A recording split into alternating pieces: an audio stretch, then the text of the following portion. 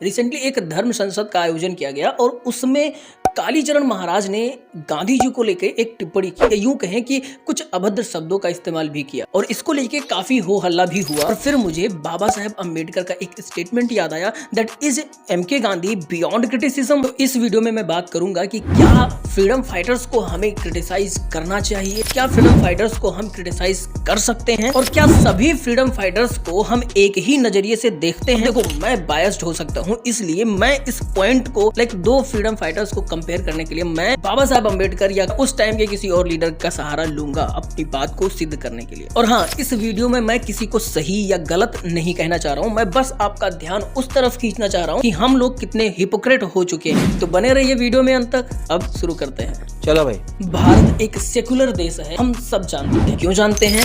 क्योंकि बचपन से हमें यही पढ़ाया गया है। और सेकुलर होने का मतलब क्या है या इसके सही मायने क्या हैं, ये तो ना हमें कभी बताया गया ना समझाया गया। और जबकि सच्चाई ये है कि भारत कभी सेकुलर था ही नहीं। गांधी जी राष्ट्रपिता हैं, फादर ऑफ द नेशन है वो। उन्होंने हमें आजादी दिलाई, दे दी हमें आजादी बिना खड़क बिना ढाल, साबरमती के संत तूने कर दिया कमाल। गांधी जी फ्रीडम फाइटर थे। और अगर हम बात करेंगे कि हम फ्रीडम फाइटर्स को क्रिटिसाइज कर सकते हैं या नहीं, तो हमारा दोगलापन साफ नजर आ जाएगा। क्योंकि हम में से बहुत से लोग आए दिन वीर सावरकर को गालियां देते रहते हैं। और जो आजादी गांधी जी ने हमें दिलाई, उसकी सबसे पहले मांग करने वाले वीर सावरकर ही थे। विनायक दामोदर दास सावरकर पहले ऐसे व्यक्ति थे जिन्होंने पूर्ण स्वराज की मांग की थी। तो फिर गांधी जी के लिए ताली और वीर सावरकर के लिए गाली, ऐसा क्यों? क्योंकि ये कांग्रेस की एक तुच्ची रणनीति या राजनीति की वजह से। जेल में भी लोग उनको बड़े बाबू कहते थे, उनको अपना लीडर मानते थे।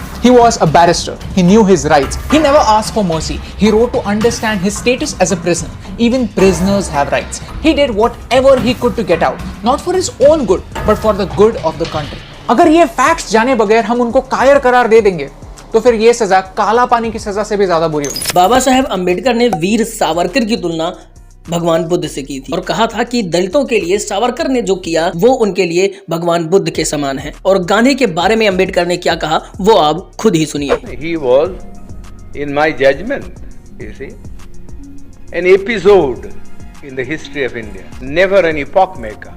Gandhi has already vanished from the memory of the people in this country. His memory is kept because the Congress Party annually, you see, gives a holiday either on his birthday or some other day connected with some event in his life, and has a celebration every year going on for 7 days in a week. Naturally, people's memory is revived. But if these artificial respirations were not given, I think Gandhi would be long ago. जब हम बात करते हैं अहिंसा सत्याग्रह आदि का और हम पढ़ने लग जाते हैं दे दी हमें आजादी बिना खड़क बिना ढाल, और तब हम नेताजी सुभाष चंद्र बोस, चंद्रशेखर आजाद, भगत सिंह, वीर सावरकर, खुदीराम बोस आदि क्रांतिकारियों के बलिदानों को एक ही लाइन में झुठला देते हैं। और वैसे भैया, हम आजकल ऐसे सेकुलर स्टेट में रह रहे हैं जहां पर भगवान को गाली देना फ्रीडम ऑफ स्पीच है, और अगर हम किसी व्यक्ति विशेष को कुछ कह देते हैं तो भैया नहीं, वो उस पे हम कुछ नहीं बोल सकते, वो आप नहीं कह सकते। अजीब सेकुलरिज्म है ये। So that's it for this video. Comment section में बताइए कि आप इस सेकुलर स्टेट के बारे में क्या सोचते हैं। आपको क्या लगता है कि ये सेकुलर स्टेट कैसा है? वीडियो पसंद आया हो तो वीडियो को लाइक करिए, चैनल पर नए हैं, पहली बार आए हैं तो चैनल को सब्सक्राइब करिए।